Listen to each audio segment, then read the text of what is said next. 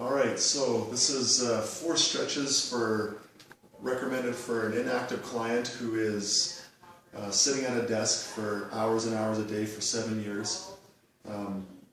As my written report says, there's definitely an anterior pelvic rotation, and there's also going to be a little bit of upper cross syndrome as well in the upper back. So we'll just go through some basic stretches to remobilize those very stiff areas.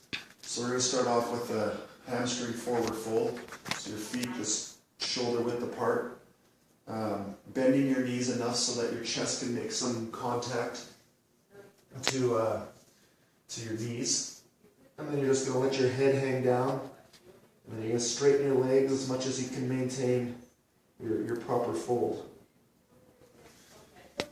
My justification for that stretch is that it will pull through a tightened area because the back is folded this way, and as a result there's tension developing in the lumbar spine and in through the hamstrings. So this stretches the hamstrings really well, but also approaches the lower back.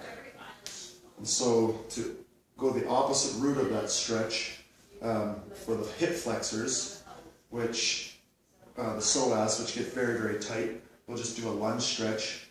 It's very hard to access the hip flexor without stretching the quad, but a lunge is fairly effective in doing that.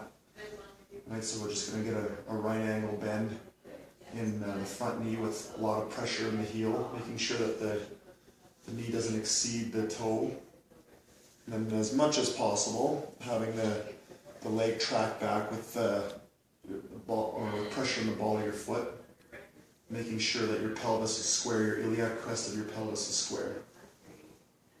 Going through both sides of that.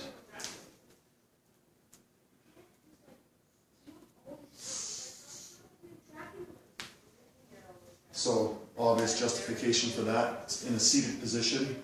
A lot of tightening in the psoas. Your core delegates quickly. You're not going to stay completely upright. You're going to fold forward.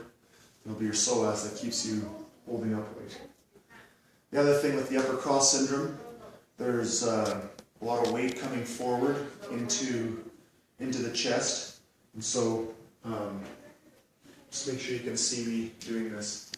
Just stretching on the wall, opening up through your pectoral muscles and all the way through your chest and through your clavicle. Just making sure that you have contact onto the wall, just turning, rotating into it. Just like that. Try from this angle. Keeping a bent arm so that you don't tug on your anterior capsule, making something bad something worse.